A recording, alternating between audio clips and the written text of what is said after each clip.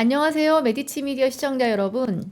여러분들 내란 불면증 겪고 계시죠? 예, 내란성 불면증. 오늘 내란성 불면증에 시달리는 우리를 위해서 좀 정화시켜드릴 두 분을 모셨습니다. 월간 강미정의 한 분이 더 오셨습니다. 인사해주세요. 네, 반갑습니다. 더불어민주당 부대변인 박창진입니다. 환영합니다. 감사합니다. 네, 매월 찾아뵙고 있는 조국혁신당 대변인 강미정입니다. 반갑습니다. 네. 와, 오늘 저희 제작팀에서 잡았던 첫 번째 썸네일 제목이 막강한 입들이 모였다. 예, 이렇게 잡았다가 네. 예, 해결에 대한 좀 솔루션을 집어넣어서 내란 불면증을 끝내드리는 두 분을 모셨습니다. 좀 바꿔봤어요. 강박연대 좀 이상하죠? 강박 뭐 괜찮은 것 같은데 저는 지금 약간 강박이 필요하죠. 각성도 필요하고. 적당한 네. 강박은 필요하기 네, 때문에 필요합니다. 네. 필요합니다. 자, 일단 얘기가 많은데 시작 전에 좋은 소식 하나 오늘 라이브니까 방금 들어온 소식이죠. 네, 박정훈 대령이 1심에서 무죄를 선고받았습니다. 당연한 거긴 한데 한 번 더 박수. 박수! 저 다음 주에 월간 김위원 김기현 변호사님하고 이야기를 해야 되는데 정말 잘 안 될 수도 있는 거 아니에요. 세상이 이상하게 돌아가니까. 그래서 막 노심초사했거든요. 근데 지금 얼마나 기분 신나하실까. 예. 그나마 사회 정의가 실현된 것 같아서 네. 정말 오늘 위로의 자리의 시작이 되지 않을까라는 생각이 듭니다. 그리고 오늘 박정훈 대령의 항명, 상관 명예훼손 혐의가 1심에서 무죄가 난 건 지금 현재 내란 수괴를 옹호하고 지키고 있는 혹시 지켜야 하나 하고 고민하고 있는 군 경찰들에게는 시사하는 바가 좀 클 것 같습니다. 그럼요. 예. 예, 그럼요. 그래서 제가 한마디로 페북에 올린 게 있거든요. 네. 경로범은 체포가 마땅하고 강직한 군인은 무죄가 마땅하다. 강직한 그렇게 군인은 생각하지 무죄가 않으실까 우리 맞다. 국민 예, 여러분들께서도. 예, 맞습니다. 오늘 피켓을 보니까 박정훈은 무죄, 윤석열은 사형. 이 강렬한 피켓을 들고 기자회견 많은 분들이 모여 계시더라고요. 지금 상황이 정확한 입장이라고 생각을 해요. 근데 아까 뉴스 중에 얘기를 들어보니까 군병력이 체포조에 동원 안 된다는 소식도 또 있더라고요.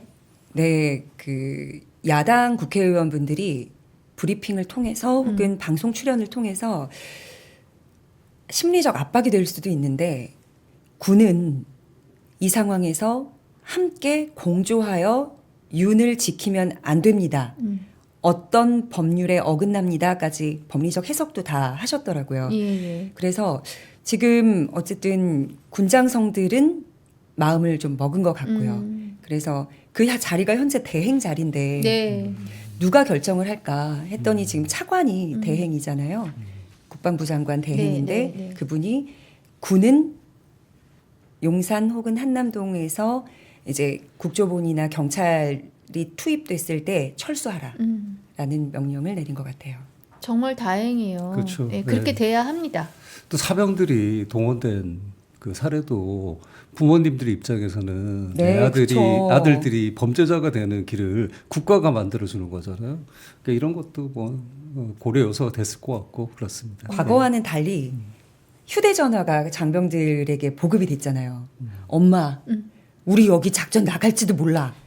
이렇게 되면 이게 다 좋다는 건 아니지만 회사에도 네. 우리 아들 휴가 이렇게 안 줄 거예요? 이런 추세인데 하물며 아들이 내란 옹호범 혹은 지키는 병력으로 간다. 그래서 3년 징역을 받게 된다. 말이 납득할 안 만한 부모님, 할아버지, 그럼요. 할머니 안 계시거든요. 네. 네. 자, 어쨌든 뭐 답답했지만 이렇게 한 개씩 실마리가 좀 풀려가는 거라고 보고요. 궁극적으로 될 건 되는 거니까. 네. 자, 오늘 2025년 첫 해 월간 강미정 1월호를 하는데 이렇게 특별하게 저희가 이제 박찬진 부대변인을 모셨잖아요. 어쨌든 전 굉장히 의미 있어요. 조국혁신당, 민주당 이 두 당의 관계나 볼 때 하시는 일도 그렇고 처음 나오셨는데 우리 박 부대변인님 부대변인이라는 게 상당히 좀 발음하기가 힘들죠. 박대면 좋겠는데요. 노력해 보겠습니다. 네. 일단 뭐 제가 이 메디치 미디어하고 메디치라는 회사하고 상당히 깊은 인연이 있고 2019년도에 이제 최초로 이 땅콩 해양 이후에 박창진이라는 개인이 어떻게 투쟁해 왔는지와 관련돼서 관심을 가져준 유일한 매체였고 그래서 제가 여기서 플라이백이라는 네. 회양이라는 의미를 담은 책을 냈고 플라이백. 예, 그래서 요새도 이제 가끔 제가 제 이름을 검색해 보면 네. 플라이백에 대한 독후감들이 지속적으로 올라와 있기도 하고 그래서 정말 이렇게 하나를 정리할 수 있는 계기를 마련해 준 메디치에 대한 좋은 인상이 있는데 오늘 이 자리를 또 만들어 주셔서 저의 새로운 출발을 축하해 주는 것 같아서 저에게는 남다른 예, 감흥이 있습니다. 그러니까 저희랑도 인연이 남다르고 두 분과도 지금은 이제 업으로서도 더 그렇게 될 거잖아요. 근데 사실은 이렇게 딱 조합을 해놓고 나니 두 분 공통점이 정말 있으십니다. 아, 그런가요? 어떤 네. 걸 꼽으세요? 제가 처음에 꼽았던 거는 얼떨결에 정치에 입문한 내지는 피해자 신분을 경험하면서 정치에 발을 디딘 맞나요? 용감한 시민 아니었을까? 네, 두 분 라는 다 생각도 또 용감한 듭니다. 시민. 아, 저는 진짜 대변인님 모습 뵈면서 정말 용감한 시민들이 곳곳에 있구나라는 생각을 했거든요. 제가 경험한 뉴스에 그렇게 크게 관심을 두지 않고 살았던 저의 미혼 시절, 학생 시절에는 크게 관심을 가졌었지만 그 당시에 박창진 그 기장님이셨죠. 사무장이었습니다. 사무장이었습니까? 제가 연예 뉴스 프로그램을 단독으로 진행을 하고 있을 때라 2015년, 14년, 13년 네. 이때요. 보통 연예인들의 큰 기사, 영화가 개봉된 것들 이런 거 위주로 탑 뉴스들이 이제 헤드라인을 쫙 깔았었는데 당시에 갑자기 모든 헤드라인이 다 내려오면서 땅콩 회항이라는 단독 보도를 하게 됐어요. YTN 스타뉴스에서. 그러니까 원래는 그거는 사회부나 이런 데서 해야 되는 건데 그렇죠. 진행되는 와중이었으니까. 아, 그랬나요? 그래서 그때는 단독으로. 저게 경황이 없어갖고 그런 미디어를 찾아보질 않아서 몰랐네요. 그래서 얼마나 그 당시에 이제 준비하는 기자님들, 네. 영상 찍으시는 분들도 다 이 뉴스에 관심을 가지실 때예요. 그리고 야 떴던 비행기가 어떻게 내려앉아?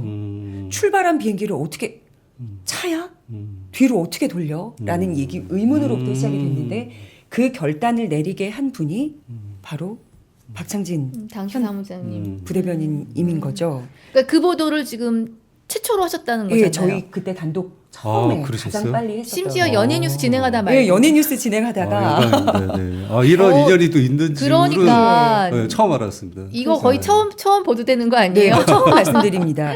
그래서 그때 한참 또 그 승무원들과 뭐 연인이거나 했던 분들은 마카다미아 그 네. 통을 음, 이제 상징적으로 선물을 했던 분들도 있는데 그분 중에 하나가 지금 유튜브에서 굉장히 주가를 올리고 있는 홍장원 씨라고 예. MC 장원 분이 저 네. 프로의 게스트로 그 주마다 말씀 나왔던 하시더라고요. 분인데 본인이 승무원. 네. 그때 마카다미아 통을 그 뉴스 끝나고 예, 저에게 선물을 했던 그렇게 기억이 있어요. 인연이 있으시구나. 네. 그러니까요. 굉장한 인연 맞아요. 아니, 제가 대기업에서 유튜브를 하는데 네. 제 유튜브 채널에 그 아이디 그러니까 이메일 주소가 박마카다미아. 그러세요. 상징적이죠. 네. 살짝 박창진 TV도 하고 있다는 네. 얘기도 말씀드리고요. 저는 마카다미아 네. 좋아하는데 특히 그 애니메이션 영화 재미있는 게 있었던 걸로 기억하고 그거 아. 하나 때문에 지구의 역사가 바뀌었던 어쩌고저쩌고. 모든 자. 작은 하나로 시작하죠. 네. 예. 그 뭐 이 방송 시작하기 전에 저희 대표님은 얼평은 원래 하면 안 되지만 두 분 다 착한 얼굴이다 이렇게 아이고. 표현해 주셨습니다. 요즘의 착한의 의미.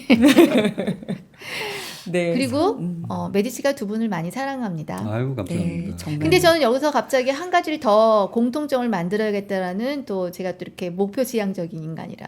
예. 아까 우리의 인연이 뭐였죠? 네. 저희랑 우리 네, 책을 그쵸. 제가 저희 저자로서 제가 저자십니다. 네. 강 대변인님. 네. 미래의 저자가 되실 또 분이 아니실까. 뭐 네. 저랑 엮이고 나면은 책을 안 쓰시는 분이 안 계시기 때문에. 네, 논평이 허덕이는 하루하루. 알겠습니다. 네. 자, 시작을 이렇게 좀 입을 풀어봤는데요. 우리 저기 대변인님 저 붙자 빼고 할게요, 그냥. 네네. 길어서 안 돼. 네네. 한 달 아직 안 되셨지요? 네네. 저는 이제 2월 16일 날 발령받아서 수습사원이십니까? 네, 견습생 견습생이십니까? 수준이다라고 어떠셨어요? 말씀드리겠습니다. 느낌이?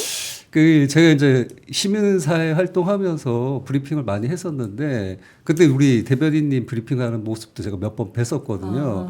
근데 그때 하던 발언하고 지금 발언하는 게 상당히 무게가 달라졌구나라는 네. 생각이 들고 또 주변에 많은 기자분들께서 연락이 많이 오시더라고요. 좀 보자. 이것도 좀 달라진 게 아닌가. 왜냐 예전에 제가 이제 사건을 뭐 얘기하거나 선포하는 식의 브리핑을 할 때는 좀 피하시는 입장이셨는데 지금은 또 가까이 오시려고 하시고 네. 그래서 이런 것도 좀 많이 달라진 것 같고. 왜냐면 네. 이런 저희와 같은 캐릭터는 폭탄과 같아서 이걸 어떻게 받으면 언론사에 피해가 될 수도 있고 아니면 그 기사의 신뢰도를 막 떨어뜨릴 수 있다라는 고민을 하는 것 같아요 기자님들이. 진짜 솔직히 예. 말이 앞서서 말 하나 단어 삐끗해서 이 안녕히 가세요 하시는 그렇죠. 최근 예. 사례도 있지요. 그렇죠. 맞습니다. 거긴 너무나 정당했다고 보지만 그 한 달 안 됐지만 요거 떨리는 브리핑 기억 남는 거 하나 있으세요? 네. 첫 브리핑을 제가 했었는데 그 온 브리핑이라고 해서 네, 이제 소통관에 소통관 가시는 거죠. 기자들 앞에서 네. 얘기하는 건데 제가 잘 몰랐어요. 그 절차를. 예전에 그냥 시민사회 활동할 때는 정해진 시간에 가서 그냥 하면 되는 거니까 네. 했는데 그래서 그냥 내려가서 저 하겠다 그러고 얘기를 했어요. 그랬더니 공보실에서 직원분들이 다 내려왔더라고요. 왜 공지도 안 했는데 했냐? 일단 기자단에게 공지를 하고 해야 되는데 그럼 제가 몇 분이나 계셨는데요? 기자분들은 다 계시니까 항상 상정하고 계시니까 계시는데 네. 그거 절차를 몰라갖고 조금 당황했던 경험이 있습니다. 이게 모든 네. 처음은 이런 또 그래서 두 번 했다 첫 브리핑을 진짜요? 한번 하고 한 번 하고 네. 다시 공지 드리고 다시 한 번 더. 그러니까 국회 방송 카메라는 계속 돌아가거든요. 네, 이렇게 네. 달 찍듯이. 네. 그런데 다른 박창진 대변인님의 그 회견을 듣고 싶은 기자분들은 그 시각에 맞춰서 현장 대기를 해야 되는데 그거 없이 가신 거죠. 네. 그러니까 부탁을 받으신 거죠. 그래서 이제 두 번을 하다 보니까 쇼츠가 나와 있는데 네. 하나는 제가 처음에 했을 때는 상당히 격분해서 얘기를 했었어요. 이 이어서, 내란범들과 이어서. 관련된 얘기였기 네. 때문에 네, 네. 두 번째는 이게 차분하게 얘기를 하게 되더라고요. 그래서 이제 제 지인분이 왜 이렇게 똑같은 얘기가 근데 온도차가. 보니까 다 다르냐 이런 상황이 발생했습니다. 그렇군요. 네. 자, 그럼 말 나온 김에 우리 강 대변님은 하신 지가 이제 한 7, 이제 제가 3월 12일이 되면 네. 입당한 지 1년 차입니다. 그쵸. 네. 그래서 지금 한 10달 정도 됐다고. 대선배님이시네요. 잘 부탁드리겠습니다. 그러면은 처음 말고 좀 처음에 했던 브리핑과 요새 어떻게 조금 내가 바뀌고 있다 내지는 반응이 바뀌고 있다 이런 느낌. 박찬진 대변인이랑 굉장히 비슷한데 일단 논평을 써서 저는 당사에서 소통관으로 달려가거든요. 그러면 20분 정도 걸어야 돼요. 여름은 여름이라서 땀이 나고 일단 걷고 들어가 보셔서 이제 분위기도 그렇죠. 공감을 얻을 수 조용하고 있는데 아주, 이게 제가 좀 천천히 걸으면 다른 분이 먼저 와서 단상에 올라가시는 경우들이 있어요. 치고 들어가는 식이 예. 되는 거죠. 그렇게 되면 이거는 시간 싸움. 그래서 되게 급하게 갔을 때 호흡이 가쁘고 그리고 잘 정돈되지 않은 헤어 다 삐쭉 나와 있거든요. 초반 걸 보면. 그래서 훨씬 더 이제 차분하게 객관적으로 크게 분노하지 않으면서 브리핑을 할 수 있게 된 것 같아요. 처음이랑 비교해 보면. 아니 근데 예. 저는 그런 걸 처음부터 느껴보질 못했고 딕션이 너무 좋으셔서 네. 몰입감이 크다라는 거가 그 부분은 감사드립니다. 예, 선배님으로서 참 훌륭하시다. 이거 이런 생각을 하고 강미정 있었습니다. 대변인 하면 딱 나오는 거잖아요. 1초간 딕션과 더불어 눈빛. 상황 전환이 딱 되는. 근데 그게 다 이유가 있습니다. 소통관 가면 순서가 제가 먼저 올라왔을 때 지금은 국민의힘 쪽 국회의원들이나 대변인들이 그 다음 순서를 기다려요. 근데 그 사람들은 인원수들을 많이 데리고 대동을 하고 오더라고요. 그럼 카메라를 이렇게 보는데 그 카메라 옆으로 제가 지적을 해야 되는 실명을 언급하는 분들이 있어요. 분노의 대상이 딱 보이시는구나. 근데 귀에서 누르면 안 되기 때문에 아. 항상 눈을 동그랗게 뜨고 하는 버릇이 생겼죠. 실명령이 나와서 그 조국혁신당의 데스노트가 하나씩 실현되고 있다 이런 이야기. 이게 그 당시에는 굉장히 폭발적인 반응이 있었고 지금은 더 큰 사건들이 생기기 때문에 재조명돼야 될 부분이에요. 이 사람이. 네, 뭐예요, 그러니까? 조국혁신당에서 그리고 저의 논평에서 특이점은 구속돼야 하거나 처벌받아야 될 대상의 실명을 언급을 하는 거였거든요. 실명. 실명을. 예. 그래서 뭐 야당, 여당 의원들은이 아니고 임이자 의원은, 나경원 의원은, 권성동 의원은 이렇게 해서 실명을 거론하면 그쪽 의원들에서 깜짝 좀 놀라지만 그렇죠. 지금 다시 이제 역주행해서 보면 그분들은 다 구속 기소되었다. 그리고 구속 기소되거나 처벌 문턱까지 안 간 사람은 누구냐면 김건희. 그리고 국민의힘 의원들, 국무위원들 남았습니다. 그럼 저도 첫 브리핑에 윤상현 의원, 나경원 의원 연대합니다. 아, 이제 호명을 했는데 민주당도 호명하게. 김민전 의원 이렇게 네, 세 분을 네. 호명했는데 그럼 그런 효과가 발휘되는 걸까요? 저희가 이제 시너지가 혼자 하는 네, 데스노트보다는 아, 예. 함께하는 데스노트가 훨씬 더 그래요. 효과가 있을 것 우리 같아요. 예, 따르면 암흑에 따르면 하지 말고 분명하게 주어도 받고 맞습니다. 목적어도 박아서 누가 무슨 말을 했는데 그 말은 틀렸다 맞았다. 누가 그 말을 했는데 저희가 뭐냐라고 질문을 하는 네. 이런 논평 좋습니다.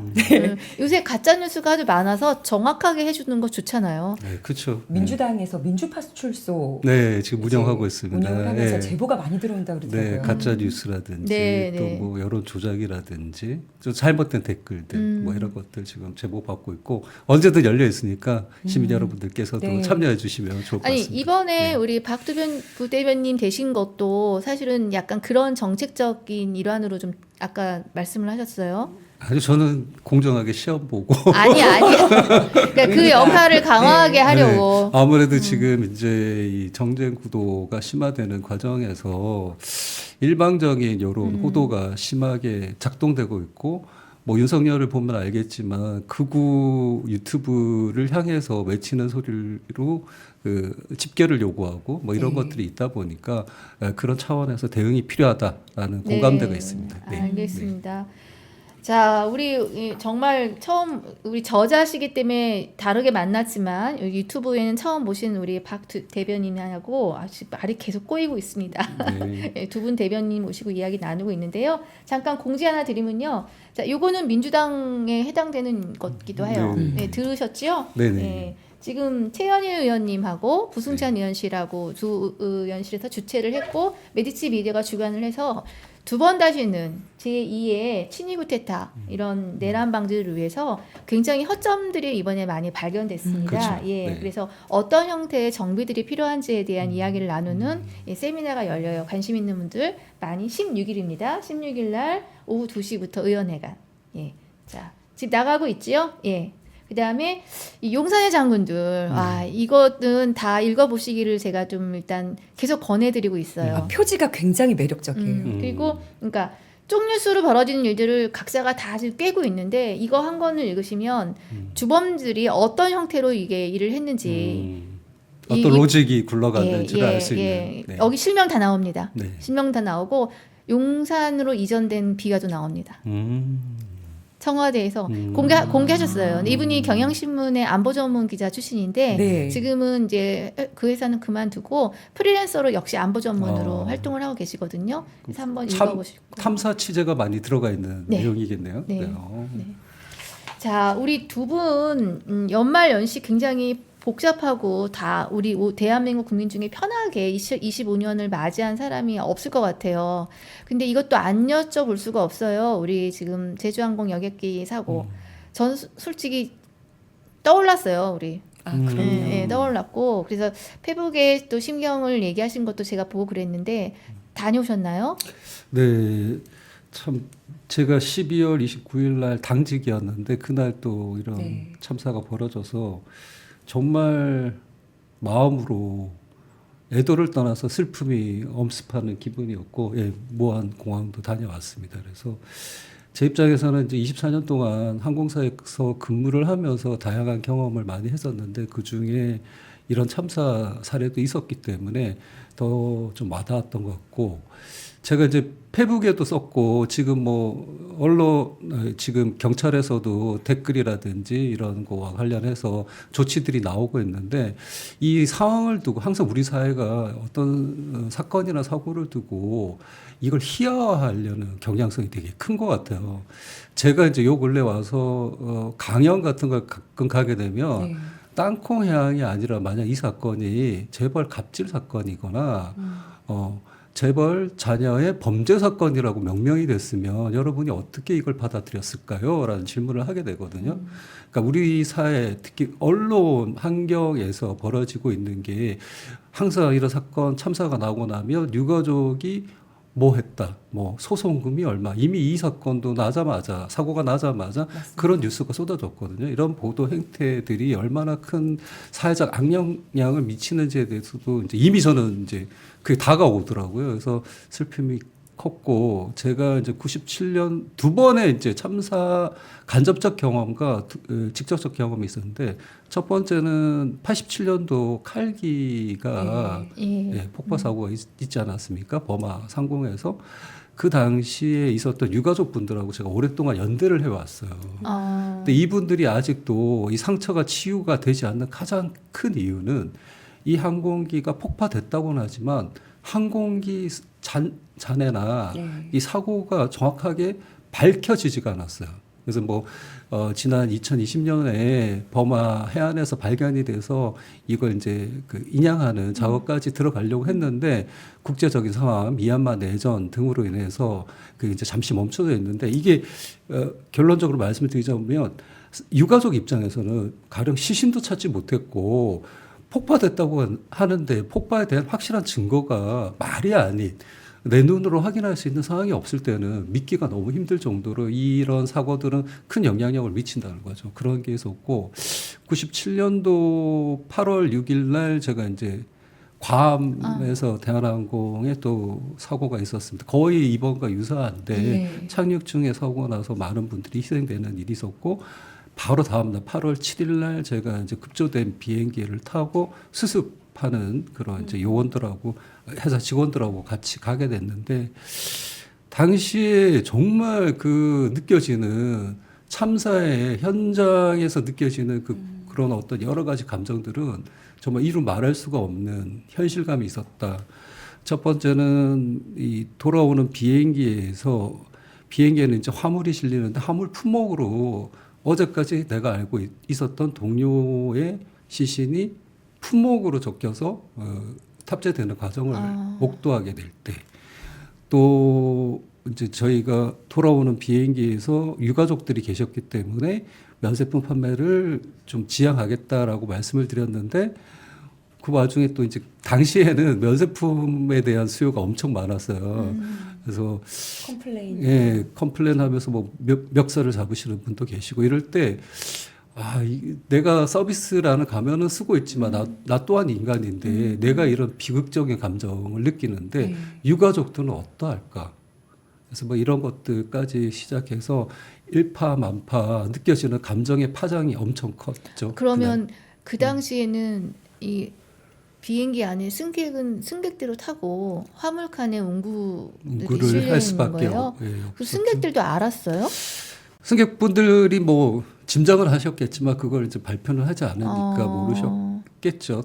대다수는. 근데 이제 유가족이 탑승하고 있다라는 건 아셨죠. 예. 근데 이제 또 이미 여행을 가셨던 분들이 계시니까 네, 그분들이 같이, 돌아오시는 예. 이런 거였고 제가 이제 페북에 썼던 글의 핵심은 이런 거였어요. 우리 사회가 누군가의 아픔을 제대로 이렇게 보도하지 못한다면, 공감하지 못한다면 그 사회가 과연 건전한 방향으로 나갈 수 있느냐에 대해서 우리가 생각해 보자라는 거였거든요. 근데 항상 뭔가 뭐 유명한 사람, 힘 있는 사람이 뭐 어떤 일을 당했을 때는 마치 어마어마한 애도를 해야 될 것처럼 침묵하고 그 별세란 말까지 쓰잖아요. 아주 뭐 추악한 범죄가 가득했던 재벌 총수가 죽었는데 뭐 별세했다라는 식 추모를 해야 된다고 하는데 기사도 많이 나고요.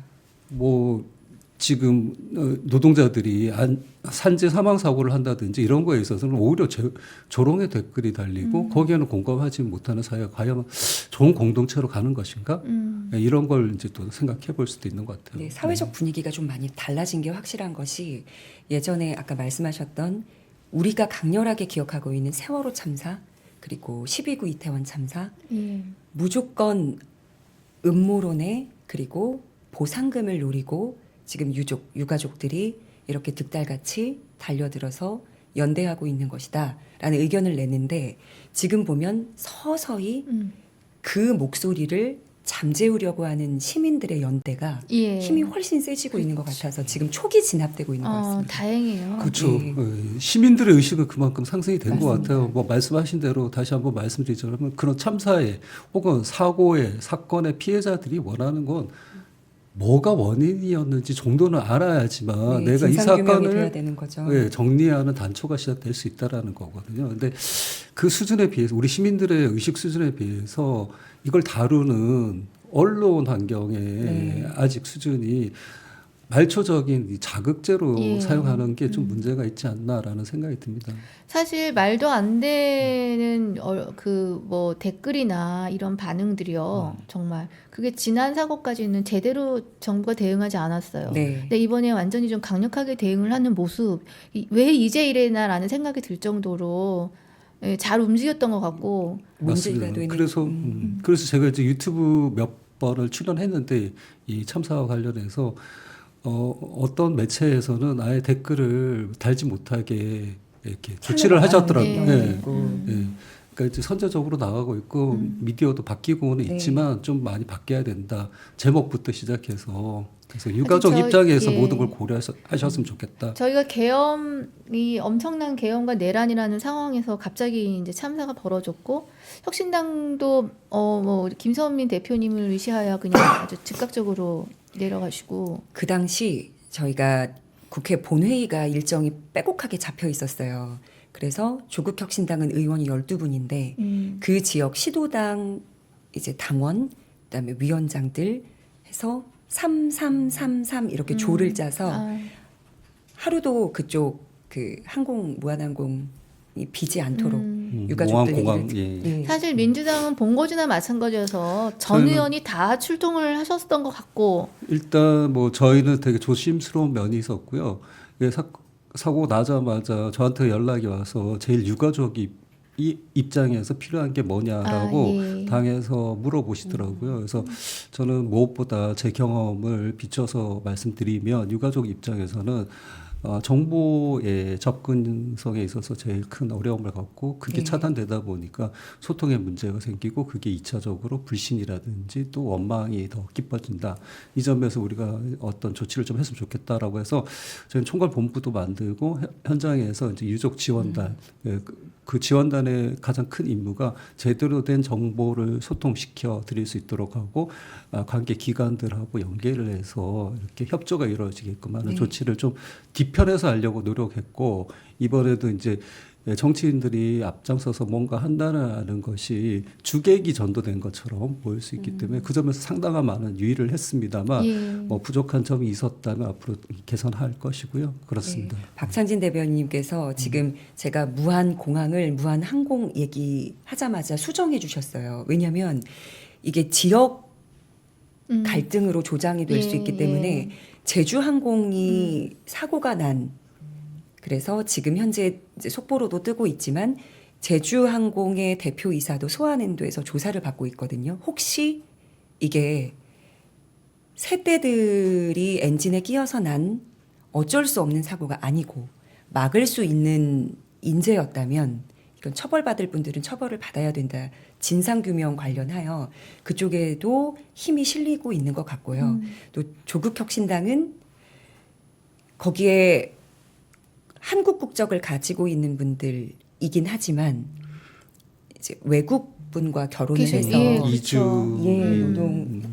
노동자 신분으로 오신 분들 중간에 소수지만 이 해결책을 찾기가 굉장히 힘들었단 말이에요. 그랬을 것 같아요. 그래서 차규근 의원이 예. 출입국 관리사무소장이셨거든요. 그래서 본회의 끝나면 무한 내려가고 끝나면 내려가고 해서 그분 문제를 해결해주고 대성통곡을 하셨다는 소리도 들었습니다. 그러니까 물론 그 안에서도 내가 이 문제를 해결하는 집단 안에 피해자 안에 들어가지 못하면 소외되는 분들이 있단 말이죠. 예. 그래서 그 부분들은 또 해결해 주실 분들이 분명히 있었다. 네, 이 말씀 어쨌든 뭐 전해드립니다. 보여주려고 사진 찍으러 간 거 아니었고 몸 많이 자세 낮춰서 모두가 십시일반 네. 함께 한 것 같아요. 그래서 빠르게 수습을 하면서 이제는 거의 시신은 다 이제 유가족들에게 인도가 됐다는 네. 이런 얘기가 들렸고 이제 정말 이제 사건 네, 규명에 사고 원인 원인을 조사와 조사하고 예, 재발 그에 방지책 따른 마련. 예, 책임을 지고 또 재발 방지책도 세우고 하는 걸로 벌어진 사고를 주워 담을 수는 없지만 그걸 통해서 우리가 앞으로 갈 수 있는 좀 그런 건 좀 마련하고 제발 가면 좋겠어요. 네. 네. 네, 맞습니다. 서로 이런- 헐뜯지 않았으면 좋겠고. 네, 알겠습니다. 자, 여러 가지 불면의 밤이 이어지고 있는데 언제까지 갈 것 같으십니까? 공당의 입들께서는 어떻게 상황을 보고 계시나요? 공당의 입당을 떠나서 저도 지난 거의 몇 개월 동안 거의 매번 뭐 보셔서 아시지만 현장에 나갔거든요. 그리고 지금도 감기가 이렇게 심한 이유가 그 한파로 인한 맞습니다. 후유증인데 빨리 조속히 끝나는 것이 전 국민들의 건강과 안전을 위해서도 좋지 않나라고 생각합니다. 근데 참석해 보셨지요? 오죽하면 예. 집회 참석하신 분들 음. 이건 우리의 의견을 위해서 집회를 참석한 게 아니라 생존권을 위한 투쟁이다. 처음에는 행복 추구권으로 집단지성이 발동이 되는 거였는데 이제는 생존권을 위한 투쟁이 되어버렸어요. 그래서 이게 정신적, 육체적 손해배상을 국가에 청구를 해야 될 수준이라는 목소리들도 나오고 예, 있거든요. 그래서 그게 청구되게 된다면 이건 국가 전반이 아니라 네. 내란 수괴와 내란 옹호, 내란을 계획했던 그 몇몇의 자금으로 예. 배상을 해야 되는 거 아니냐라는 징벌적 언급들도- 손해배상을 요구해야 되는 네, 한번 그렇습니다. 해보지 뭐 맨날 그걸 쓸 수 있는 카드가 저쪽에만 있는 것 같은데. 네, 항상 개인적으로 조심스러운- 동의합니다. 개인적으로 동의합니다. 개인적으로 동의합니다. 연대해 주셔서 네. 감사합니다. 네. 근데 정말 너무 놀랐어요. 저희가 청년 시절에 경험했던 집회 시위는 어쨌든 무서웠어요. 정말. 굉장히 많은 무기들이 등장을 했고. 근데 지금 사실 그런 게 사라진 지가 꽤 됐잖아요. 그렇죠. 근데 이번에도 역시 무기가 아니라 무기 대신에 아니지. 무기야. 은박지도 무기고. 너무너무 놀라운 광경들을 매 주마다 달라지는 계속 발전해요. 그게 지금 MZ 세대들의 다른 그 생각 사고 방식이 아닐까라는 생각이 드는데 이게 비교가 될지는 모르겠지만 제가 2019년도에 홍콩 민주화 운동 현장을 갔었거든요. 네. 그래서 직접 조슈아 왕도 만나고 당시에 뭐 우리 같은 촛불 행동 같은 측에 있으신 분들하고 이렇게 면담도 하고 했었는데 당시 그 홍콩 상황을 보자면 그 길이 모든 그 보도 블럭이 다 네. 뜯겨져 나가고 서로 이제 그걸 던지고 저희 체류탄을 80년대 쏘고 상황이죠. 네. 거기는 뭐 군대는 아니지만 경찰들이 군합발처럼 또 방패를 들고 제가 이제 저녁에 이렇게 거리에 서 있는데 촥촥촥촥 우리가 예전에 5.18을 다룬 영화나 이런 거를 봤을 때 들리는 효과음처럼 그런데 그 당시에 홍콩의 젊은이들이 다 거리를 나와서 옆에 있는 친구가 이제 뭐 수류탄이 아니죠. 네, 그 화염, 네, 그런 걸로 이제 고통을 받고 있으면 옆에서 같이 물을 부어준다든지 또 먹을 거에 대한 이런 문제가 있으니까 편의점에서 그걸 다 사와서 그때 홍콩 시민들은 어떻게 했냐면 보도 블럭이나 이렇게 조금 높은 단상 위에다 다 올려놓고 그냥 가시는 거예요. 네. 누구라도 먹으라고. 그래서 약간 이제 지금 우리의 현재가 지금 그렇지 않습니까? 누구라도 내 주머니에 있는 걸 내놓고 또 옆에 있는 동료의 아픔에 같이 하려고 하고 이게 이 선진화된 시민 의식의 발현이다라는 생각이 들고 저희는 어쩌면 이제 좀 과거에 후진적인 전체주의적 국가에서 이제 행동했던 패턴이다 보니 다르게 색다르게 느껴지는데 현재 MZ들에게는 당연한 행동 패턴이 아닌가라는 생각이 듭니다. 그런 생각을 하는 것 같아요. 지금 20, 30대의 청년들은 왜 그래야 돼? 그런 법이 어딨어? 예전에는 일방적으로 이게 법이야 하고 우리를 압박하거나 이렇게 시위를 통제하려고 하면 아 그런가 복종하게 하지만 되는 거죠. 나는 이것에 반대해 하면서 끌려간 대표적인 뭐 유시민 작가도 그렇고 근데 지금은 왜 그래야 되는데 그런 법이 어딨어 하면서 뭔가 새로운 혁신의 바람이 일어난 것 같아요. 그렇죠. 예, 그게 좀 예전에 차이가 있어요. 자세는 자발적 복종자의 자세가 컸다 그러면 지금은 각성한 주체자로서의 네. 예, 그 의식이 더 크다라는 생각이 드는 것 네, 같아요. 지금 어른들이 막 20, 30대를 연구하고 도대체 왜 어떤 힘이 저렇게 만들까 할 때 저는 솔직히 약간 피식 웃음이 나오는 게 뭐 우리 20대 우리가 하는 거를 우리 어른들은 이해를 했나? 왜 저렇게 가격하냐 걱정하고 예. 응? 뭐 어떻게 하려고냐 버릇 너는 없다 그러고. 그렇죠. 예. 근데 사실 그렇게 비교하면 방법이 달라졌을 뿐이지 이 사회에 대한 문제 제기는 청년이 했던 것 같습니다. 그 제가 이제 인터뷰를 좀 해봤었거든요. 이번에 나오신 네. 예, 빛의 혁명을 이끄시고 계신 혁명단들. 혁명단들하고 수차례 이제 인터뷰를 해보면서 느꼈던 게 첫 번째는 말씀하신 대로 뭐 새로운 주인 의식을 가진 시민으로서 탄생한 게 있고 그게 시대적 배경이나 경제적 배경이 달라진 것도 있는 것이고 두 번째는 20대, 30대 청년들이야말로 우리 사회에서 가장 약한 고리에 있는 약자들의 입장에 있다. 뭐 그게 경제적, 사회적 지위도 마찬가지고 그러다 보니까 권력이라는 게 일방적으로 갔을 때 제일 탄압받는 대상이 약자에게로 향하게 돼 있다. 거기에서 제일 먼저 나에게 닥칠 위기를 제일 먼저 느끼신 것 같고요. 두 번째는 이분들이 잘 훈련되어 있는 게 있더라고요. 아시겠지만 예전에 연예 뉴스 하셨으니까 아시겠지만 그렇죠. 일단은 아이돌 내가 좋아하는 상대를 위해서 무엇이라도 내줄 수 있고 행동할 수 있는 그런 경험들이 쌓여 있다 보니까 거기서 나온 노하우가 이 현장에서 다시 발현되는 그런 모습이 있었던 것 같아요. 소중한 걸 나의 가장 큰 재산을 들고 나오는 네. 거거든요. 네. 창의력도 너무 훌륭하고 근데 어쨌든 키세스 군단과 네. 우리 우주전사 무엇이 됐든 닉네임이 뭐라고 부르든 간에 그분들의 열정과 현재 상황을 해결하고자 하는 의지들은 저는 그냥 저의 20대랑 같이 동급으로 생각하기로 했어요.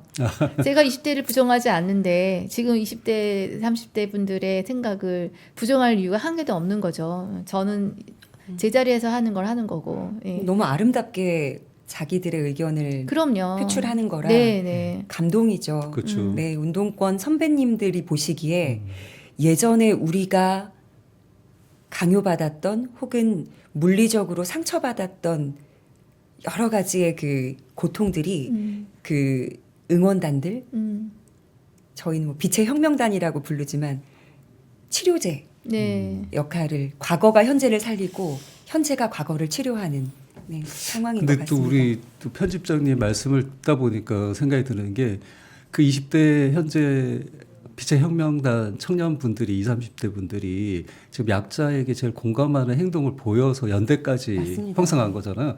과거에 우리도 그랬는데 왜 우리는 그게 절단됐을까? 우리 사회 환경이 또 탓을 하자 만든 걸 수도 있는데 이제는 이런 사회적 분위기가 바뀌어서 혁명적으로 바뀌어서 항상 공동체 안에 약자들에게 연대하고 공감하는 문화로 성장해 나가야 되지 않을까라는 생각이 듭니다. 맞아요. 네. 난방버스, 키즈버스 보면 이제 못 걷는 아기들도 엄마 아빠 아기띠에 매달려서 나올 수 있는 분위기가 만들어진 거거든요. 그럼요. 그래서 우리 아기 엄마들이 애들을 데리고 집회에 나올 수가 없는 그동안 이유는 아이들 기저귀를 계속 갈아줘야 되는 상황 때문이었어요. 수유도 해야 되고. 그렇죠. 그런데 키즈버스가 등장하고 거기서 기저귀를 갈고. 그래서 모든 불편함들이 생각은 발전하고 성장했습니다. 저희는 그 생각까지 미치지 않는 거예요. 지금 이 상황을 해결하겠다는 의지가 투철한 사람들만 모여서 무엇을 한다, 선도한다라는 개념이 네. 컸는데 지금 그 상황을 보면 함께 할 수 있는 사람들이 전부인 건데 그럼 전부는 다 각각 상황이 다르거든요. 몸이 불편할 수도 있고요. 예, 아까 말한 아이랑 뭐 자기 반려견하고 나온 분들도 되게 많아요. 많으셨죠. 예, 많았습니다. 그 이번에 이제 저희 더불어민주당에서 네. 예, 이런 꼭 이것만 다룬 건 아닌데 우리 당원들 상대로 이게 토크 콘서트가 있었는데 이때 20대 여성분이 나오셔서 청년 당원분이 나오셔서 저희에게 이 현상에 대한 정리를 좀 해주셨어요. 그걸 좀 말씀드리자면 네. 첫 번째 윤석열 퇴진이 제 1순위의 목표로 나온 거지 어떤 정당의 지지자로 나온 건 아니다. 여기를 명확하게 판단해라라고 네. 말씀을 하셨고 두 번째는 우리를 어린애 취급하지 마라. 이 두 분이 다 말씀하셨지만 정확한 주체자로서 나온 것이다라는 말씀이 있으셨고요. 그다음에 세 번째는 이제 여성 청년분들이 많다라는 얘기를 많이 하시는데 이것은 어떻게 보면 아까도 말씀드린 것처럼 약자의 입장에 공감할 수 있는 위치에 있다 보니 이렇게 할 수밖에 없었던 것이다. 그리고 예전에도 이런 시민운동은 있었다. 명박 산성 때 촛불 소녀가 이미 있었고 네, 네. 강남역 해화역 시 때도 똑같이 빛의 혁명이 있었다라고 말씀을 하시더라고요. 그래서 우리가 갑자기 이게 생겨난 현상이 아니라 계속 이어져 온 우리 시민들의 의식 발전 단계다. 이렇게 생각하면 될 것 같습니다. 알겠습니다. 자, 시간이 또 확 갑니다.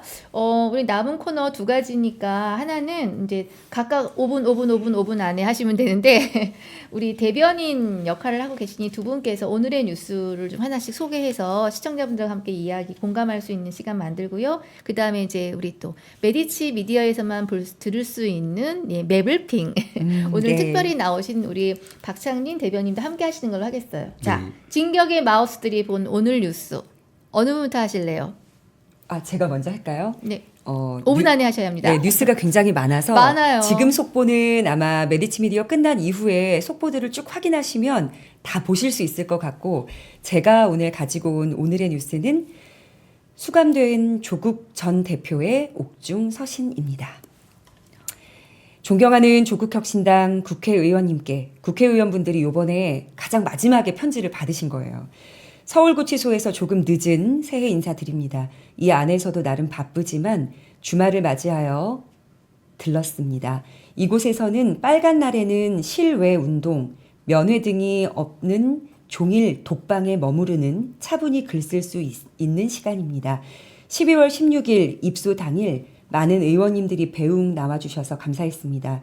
시민들이 많고 주어진 시간이 적어서 제대로 인사드리지 못했습니다. 의원들의 눈빛만 간직하고 들어왔습니다.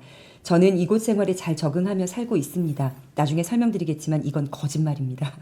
90년대 초 국보법 위반으로 5개월 정도 머물렀는데 그 후 시간이 많이 흘러 건물이 노후되었더군요. 12월 12일 대법원 선고는 여전히 승복할 수 없지만 감수해야 합니다. 법리적으로 납득이 안 된다고 하시네요. 다만 12월 14일 윤 탄핵 의결을 보고 들어왔기에 약간의 위로를 얻습니다. 저는 법적으로 패배하였을지 모르나 정치적으로는 승리했습니다. 저의 운명을 법관에게 맡기지 않겠다 결심하고 창당했고 물론 창당의 이유가 이것만은 아니죠. 4월 10일 총선에서 성과를 거두었으며 3년은 너무 길다를 국민과 함께 국민의 도움으로 실현했습니다. 어제 1월 3일은 윤 체포 영장 집행 뉴스를 듣는 날이었습니다. 이거 보느라 아무 일도 못했습니다. 여기서 저만의 해석을 해드리자면 저는 여기서 건강하게 잘 지내고 있습니다. 는 거짓말입니다.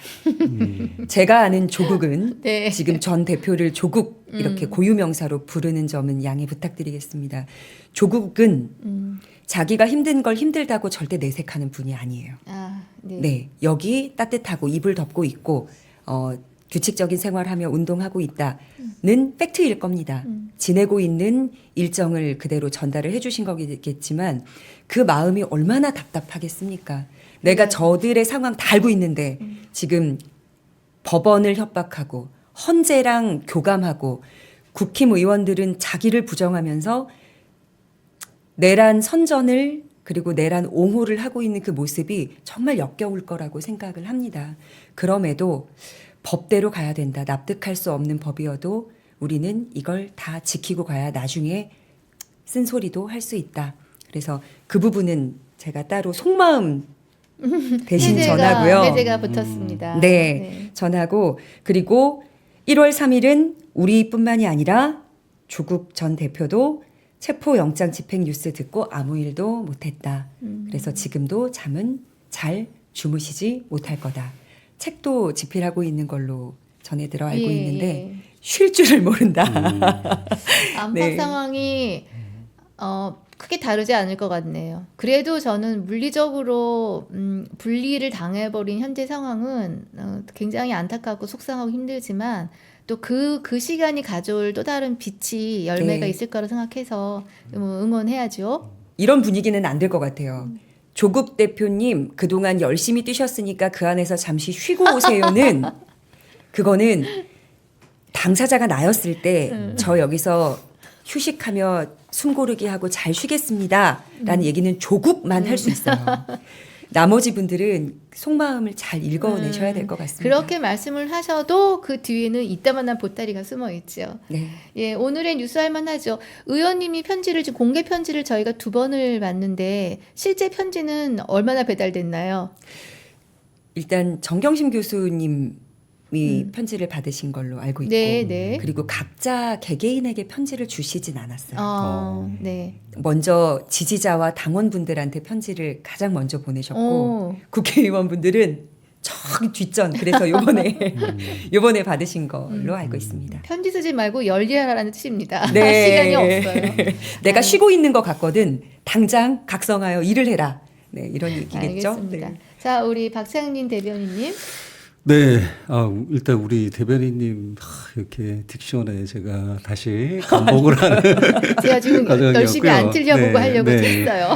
저는 이제 제가 오랫동안 노동자로 네. 생활을 했기 때문에 안타까운 소식을 뉴스로 선정할 수밖에 없었습니다. 엄마 생일 선물 사줄게라는 말을 남겼던 22살의 청년이 지난달 30일 산재 사망 사고로 숨지는 일이 있었습니다. 이런 사고가 반복해서 일어나고 있는 가장 큰 이유는 아주 사소한 약속 하나만 지키면 됨에도 불구하고 그 약속조차 파기하고 있는 자본의 탐욕이 있다라고 생각합니다. 이번에도 잠수 업무를 맡고 있던 노동자가 돌아가신 건데 이전에도 약 1년 전에도 여수에서 고등학교 실습으로 나온 또 하청 노동자가 똑같은 사고를 당했던 적이 있습니다. 왜 이런 사고가 계속 반복되고 있는가가 의문점이고 이거와 관련돼서 우리 사회가 좀 진단해 봐야 될 여러 문제가 있다라고 생각합니다. 첫 번째 문제는 제대로 된 처벌 규정이 없다 보니까 지켜도 그만 안 지켜도 그만인 그런 규정만 난무하고 있다. 그 규정이라는 것이 아주 사소합니다. 안전 예방 교육 철저하게 하고 안전 장비 그렇게 큰 돈이 들어가지도 않거든요. 그거 구비해 주면 되는데 그걸 왜 안 하고 있는가? 우리 정치가 다시 한번 진단해 봐야 될 것 같고요. 노동을 하러 간 일터가 죽음의 일터로 죽음의 터전으로 바뀌는 것은 정말 우리 공동체를 위해서 하나도 좋을 게 없다라는 점에서 제가 이 뉴스를 정해봤고요. 두 번째 하나 더 있는데 제20기갑 여단 사망 사고가 또 있었습니다. 네. 지난 11월 25일 날 운전병으로 근무하던 병사가 본인의 업무가 아닌 운반 업무를 하다가 추락사하는 일이 있었는데 그 가운데 여러 가지 공방이 지금 생기고 있습니다. 군대에서 발표한 내용과 유가족이 증명하라고 얘기하는 게 전혀 다른기 때문입니다. 이것 또한 군대라는 곳이 무작위로 가서 그냥 우리가 목숨까지 담보하고 국가를 위해서 마냥 희생을 해야 되는 그런 곳이 아니다. 군인들의 기본적 생명권, 기본 인권은 충분히 보장되어야 된다. 그러지 않다 그러면 그 누가 국가를 위해서 나서서 국방의 의무를 하려고 하겠느냐. 이 지점에서 제가 생각해 봐야 될 문제가 많은 것 같아서 이 두 가지 사안을 정해봤습니다. 네. 욕심쟁이. 네. 진짜 일터가 죽음의 장소가 된다는 건 말이 안 되고 저는 우리 조선소 청년 노동자는 저는 해보지도 않았지만 물속은 땅속도 아니고 휴식 시간을 8분 있다가 그것도 둘이 내려가야 되는 둘이 해야 되는 일 일을. 1조가 안 지켜져서 그런 그러니까 거죠. 줄에서 뭔가 비상 상황에서 분명히 줄을 잡아 당겼을 거 아니에요. 그 청년은 정말 그 죽음의 순간에 무슨 생각을 했을까 생각하면 정말 너무 나쁜 거죠. 이제 이것까지 해결이 되면 우리가 꿈꾸는 제7공화국의 실현이 이뤄질 것 같습니다. 네. 지금 옵티컬에서도 옥상에서 아직 내려오지 못하고 계시는 분들이 지금 2년째 그 생활을 이어가고 있고 네. 그리고 우리 박창진 대변인 말씀하셨던 그 노동 환경의 열악함이 SPC 사건을 통해서도 여러 차례 네, 접했지만 네, 그렇죠. 아직도 환경 개선은 이루어지지 않고 있죠. 장례식장에 빵 2박스 가져다 놨다는 이야기를 듣고 저는 사실 굉장히 충격을 받았습니다. 그래서 이 모든 것들이 이번 계엄을 통해서 한번 바다가 확 뒤집어져서 밑에 쌓여있던 폐기물 떠오르듯이 우리는 빨리 건져내고 다시는 이런 일들이 발생하지 않도록 조치를 취할 것. 지금 배지를 달고 계시는 분들이 관저 앞에서 그러고 있을 것이 아니라 이런 일에 힘을 쏟으셔야 될 안 거라고 되겠어요. 생각합니다. 이번 상황이 일단 정리되면 아름다운 뉴스, 따뜻한 뉴스를 일부러 골라서 조금 한번 소개하는. 치유의 시간. 치유의 네. 시간. 정말이에요. 예, 저희가 필요하죠. 예. 이 상황의 이슈를 잊지 말자, 같이 분노하자라는 측면에서 계속 문제 제기를 하는 뉴스를 꺼집어내고 있는데 사실은 하는 사람도 듣는 사람도 자신도 모르는 사이에 조금씩 네. 이렇게 지쳐가고 병날 것 같아. 근데 약간 저 이제 뭐 그 말씀 또 대변인님의 말씀에 이어서 말씀을 드리자면 그동안 이 노동 환경과 관련해서 윤석열 정권 하에서 노동자를 조폭화하고 네. 폭력 집단으로 규정하고 또 노동 환경에 대해서 안이하게 생각하고 또 뭐 노동시간 유연제 등 마치 한쪽의 일방적인 잘못 때문에 우리 사회가 이렇게 가고 있다는 식의 안일하고 무책임한 윤석열의 노동정책이 이런 사고를 더 방치했던 것 같거든요. 그래서 이번에 윤석열 내란 수계의 정리의 의미가 다양한 면에서 우리에게 줄 또 희망도 있다. 네. 그걸 잘 우리가 이끌어 나가야 된다. 뭐 이런 말씀을 좀 네. 드리고 싶습니다. 탄핵은 끝이 아니고 시작이에요. 네. 정말 다음의 세상으로 나가기야 이제 시작의 그 실마리를 이제 풀고 있다는 생각이 좀 듭니다. 자, 우리 이제 메디치 미디어에서만 들을 수 있는 매블핑 시간입니다. 예, 낭낭한 목소리의 강미정 대변님의 브리핑을 듣고요. 네. 그다음에 또 우리 특별히 오늘 박창진 대변인이 나오셨으니까 특별 브리핑을 비교되는 그거 극복을 하셔야 합니다. 어느 분은 한번 이겨내 보도록 네, 하겠습니다. 그거는 우리 예. 보고하시도록 강 대변인이 먼저 하시는. 네, 제가 먼저 하겠습니다. 조금 희망적인 메시지가 될 수 있을 것 같아서 가지고 왔습니다. 어디 핀들 꽃이 아니겠습니까? 헌법재판관 한 자리가 아직 공석입니다. 윤석열의 내란 행위에 대한 탄핵 심판이 진행 중인 지금 헌법재판소의 완전한 구성을 정략적으로 지연시키는 것은 민주주의에 대한 중대한 위협입니다. 조국 전 조국혁신당 대표는 수감 중에도 이러한 위헌적 상황에 맞서 2건의 헌법 소원을 제기했습니다. 1.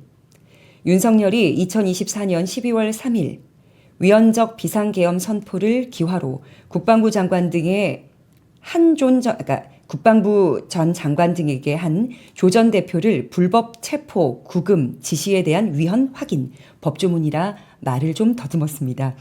2. 대통령 권한대행 최상목이 국회가 2024년 12월 26일 헌법재판관으로 선출한 마은혁, 정계선, 조한창을 헌법재판관으로 2명만 임명한 것. 이것을 부작위로 조 전 대표가 구인 청원 헌법재판관에게 위 1번의 위헌 확인 헌법소원 심판 청구 재판을 받을 그 권리를 침해한 공권력 불행사에 대한 위헌 확인을 구하는 청구입니다. 1. 청구를 통해서 2. 청구의 당사자 적격을 확보하여 최상목 대통령 권한대행이 부작위, 즉 헌재 재판관을 임명하지 않은 행위가 명백히 위헌임을 확인해달라는 겁니다. 이 내용이 어려우셨다면 다음번 이 논평이 끝난 후에 설명을 드리도록 하겠습니다. 헌법재판소 또한 헌법재판소의 조속한 완성을 촉구한다는 입장을 냈습니다. 최상목 대행은 더 이상 자신의 책무를 방기하여 역사에 불명예스러운 이름 남기지 말고 즉시 한 명의 헌법재판관을 임명하십시오. 엄동설안에도 대한민국의 민주주의는 한남동 관저 앞에서, 거리에서, 나라 곳곳에서 새롭게 피어나고 있습니다. 유시민 작가가 구치소 천장을 보며 구상한 항소 이유서를 작성했던 것처럼 조국 전 대표도 나라 걱정에 노심초사하며 헌법소원 심판 청구서를 작성했습니다. 유시민 작가의 항소 이유서는 슬픔도 노여움도 없이 살아가는 사람은 조국을 사랑하고 있지 않다라는 네크라소프의 절창으로 끝을 맺었습니다. 조국 전 대표의 헌법소원 심판 청구서의 결론은 무엇으로 채워질지 궁금합니다. 여기까지 하겠습니다. 이 논평에 조국 전 대표의 헌법소원 청구 내용을 그대로 담은 이유는 한자라도 달라질 경우 조 전 대표의 의도와 목적이 흐려질 수 있기 때문인데 이 말은 나를 잡아 손을 묶고 제1벙커로 끌고 가려고 했던 그 내란 범을 나는 헌법으로 벌을 받게 해야 되겠는데 그 벌을 내려줄 사람이 헌법재판관 완전체 구인인데 최상목 당신 때문에 구인이 채 완성되지 못한 채로 헌재가 불완전하다. 그러니 내가 이 재판을 받기 위해서라도 한 명을 채워 넣으라 라는 말입니다. 지금 댓글에 네. 네. 왜 우리 강 대변인 숏이 안 나오냐면 혼났거든요. 이거 딱 숏이네. 나 재판 받을 거니까 빨리 채워 최상목. 한 명 채워 최상목. 조 전 대표께서 일가를 하셨다는 내용으로. 네, 대행이면 대행답게 하라는 일갈이었는데 이게 예지력이 있는지 우리 조국 전 대표께서 최상목 지금 현 대행이 3명을 다 임명하지 않고 굳이 2명만 임명하고 1명 채워넣지 않아서 불완전한 헌법재판소를 구상할 거라는 이 걱정에 미리 내신 것 같아요. 아니 근데 정말 이게 상황이 터지면 바로 응대야. 이건 진짜 몇 개를 준비하고 계시는 거잖아요. 수를. 그래서 한 10수 앞을 내다보고 있다. 네, 라고 생각합니다. 네. 하여튼 잘 들었습니다. 최상목 권한대행 들으세요. 자, 이번에는 우리 박창진 대변인님 여기 댓글에요. 네. 나오신 거 막 환영하는 메시지 많았고요. 자주 나오시라는데요. 아유, 안 감사합니다. 되겠습니다. 네, 자주 불러주시면 뭐 매주 나오겠습니다. 네. 매일도 좋고요. 네, 저는 지금 이 한파 속에 키세스 정말 혁명 군단이 라고 불리우는 우리 빛의 혁명을 주도하고 있는 주권자 시민들의 명령과 관련된 논평을 하고자 합니다. 국정 혼란을 수습하고 우리가 새로운 희망을 꿈꾸기 위해 반드시 필요한 일이 아닐까라는 생각이 듭니다.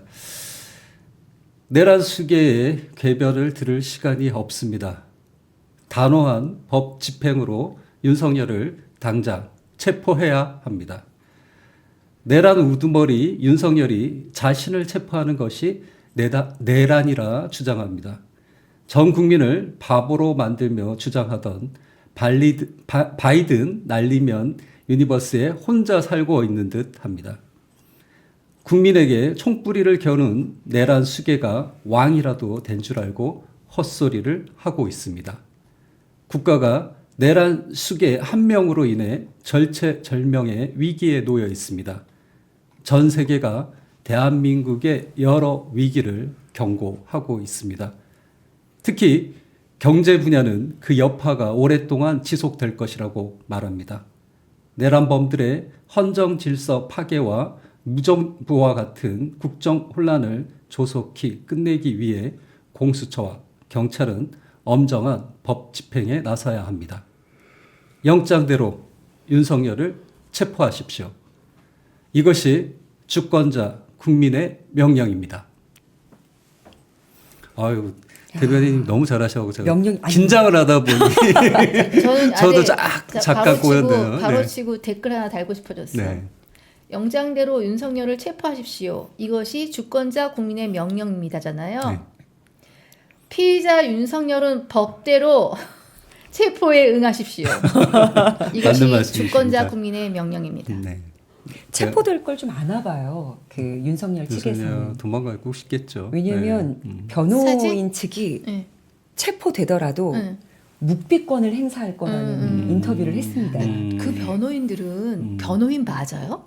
제 생각에는 엑스맨들 아니야? 이게 이제 공천을 음. 그 변호인들 중에는 계속해서 못 받고 떨어진 분들이 있거든요. 공천 보복이라고 생각합니다. 이제 조심스럽게 말씀드리지만 제일 가까이에서 네. 결정적인 순간에 칼을 꽂는 것. 그게 그들의 방법. 왜냐하면 배신의 지난번 그 매블핑에서 말씀드렸듯이 윤석열 자체가 배신의 정치를 해왔기 때문에 아마 늘 그대로 당하는 역사의 죄인들은 항상 자기가 썼던 방법으로 자기 명줄을 끊거든요. 그걸 보면 공천 보복이 아닐까라는 생각을 해봅니다. 저는 뭐 제 경험으로 말씀을 드리자면 네. 이렇게 좀 약간 망상에 사로잡혀 있는 권력에 취한 권력자들이 자기 말만 해요. 그래서 다른 의견을 듣지를 않습니다. 안 듣는구나. 예전에 땅콩 회항 때 어떤 분이 똑같았거든요. 회사에서 플라이백에 그 사례가 나와 있습니다. 그 얘기가. 두 번째는 이분들이 제일 두려워하는 게 감옥이에요. 그래서 그 플라이백을 일으켰던 분도 감옥 갔다 오자마자 태도와 자세가 달라졌습니다. 어머, 학교를 갔다 오셔야 되는 거예요? 가야 됩니다. 이런 분들은. 그게 치료법이다. 알겠습니다. 지금 우리가 보고 있는 현장은요. 법을 평생 공부하고 평생 집행했다는 그 칼을 휘둘리신 분이 법을 어떻게 무시하고 있는지를 정말 그러니 보는 자 입장에서는 더 기가 막힌 거죠. 저자들이 원래 그거가 무관했거나 법을 안 지켰던 사람들이면 모를까. 네.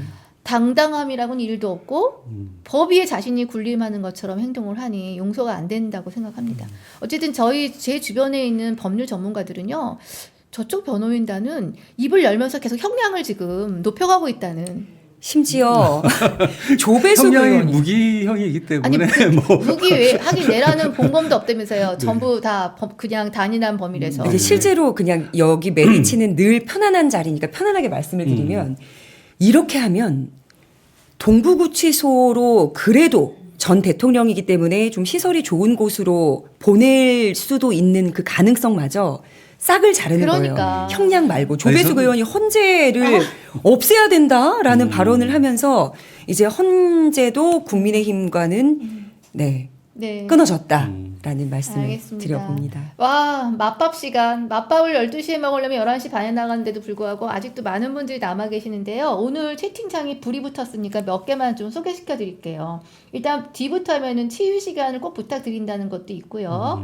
혁신당 지지하고 까지하고 우리 강 대변인을 응원하는 건 아주 많고요. 아, 고맙습니다. 그다음에 우리 지금 그 군대에서 벌어진 사고 또 인제군이라며 안타까워하신 댓글도 있었고요. 네, 다 감사합니다. 그리고 제가 이제 두 분 카메라 원샷 잡힐 때 댓글이 어떤 게 올라왔나 보는데 우리 홍점이라는 닉네임으로 엄청나게 많은 댓글을 달아주셨어요. 예, 저희 갈라치기 안 합니다. 안 할게요. 갈라치기 하지 않고 대신에 현상과 원인을 분석하고 같이 이야기할 수 있는 자리도 만들겠습니다. 이런 댓글 굉장히 환영해요. 의견 많이 남겨주십시오. 또 위쪽에 잠깐 볼까요? 예, 박대령님 무죄 선거 축하해야 되는 거 당연히 같이 축하해야 되고요. 네. 저희 유튜브 한 지가 얼만데요, 에스텔님. 예, 혁신당의 강미정 대변인, 우리 국민 승리답니다. 윤석열 파면하고 나서. 너무 감사합니다. 어머, 오늘 화면은 안구 정화네요. 선남 선녀의 조합. 근데 왜 복수가 아닌가요? 남 빼고인가 봐. 네. 밥 먹기 전에 웃으시라고 웃자고. 오늘 너무 감사하고요. 상황은 어렵지만 산뜻한 마음으로 2025년 시작했고 지치지 말고 건강 챙기면서 희망하는 바가 해결될 때까지 언제야? 조만간이겠죠? 곧 오리라 생각합니다. 곧 올 것 같습니다. 네. 분위기가. 아, 그리고 3년은 너무 길다가 저희 처음 창당하면서의 구호였잖아요. 이제 그 구호는 접어두겠다. 네. 다 썼다라고 네, 조국 네. 전 대표도 하셨는데 활용도 있는 곳을 찾았습니다. 어디? 경호처. 경호처. 경호처가 만약 경찰의 진입과 윤석열 그 내란범의 체포를 막는다면 징역 3년이거든요. 그래서 온 가족과 그 집회 장소에 모여 있는 민주 시민들께서는 그분들을 향해 외쳐주셔야 합니다. 3년은 너무 길다. 네, 그렇게 수감 생활할 수 있기 때문에. 지금은 관심이 경호처로 많이 가고요. 군부대 동원하지, 사병 동원하지 않겠다고까지 발표가 나왔으니 다행인데 경호처 분들도 판단을 역사 앞에서 역사까지 안 가도 돼요. 당신들의 개인의 운명을 고려할 때 밖에 있는 선수들이 할 줄 몰라서 하는 거 아닙니다. 네. 진압의 선수들이 얼마나 많겠으며 뭐 진압을 하기로 마음 먹자면 방법이 얼마나 다양한지 우리 국회에 윤석열이 요청한 게 뭐였습니까? 단전 단수해서 네. 끌어내라 그랬잖아요. 자신들이 한 말 그대로 생각하면 된다라고 저는 보거든요. 예. 지금의 이 비극을 빨리 끝내고 제발 경제 좀 살려서 우리 모두 조금 지금보다는 나아지는 삶으로 갈 수 있도록 모두가 함께하면 좋겠습니다. 여기 홍정님이 강요하지 말라 그랬는데 강요 아니고요. 의견 개진과 권유 정도로 생각해 주십시오. 자, 저희는 그러면 2월에 뵙기로 하겠습니다. 우리 박창진 부대변인님, 네. 예, 새해 시작하신 거 축하하고 감사합니다. 경쟁에서 살아남으시고 네, 감사합니다. 많이 메디치 도와주십시오. 저자로서 저희가 잘 모시겠습니다. 또 아유, 봬요. 감사합니다. 영광입니다. 네, 감사합니다, 시청자 여러분. 네, 고맙습니다. 고맙습니다.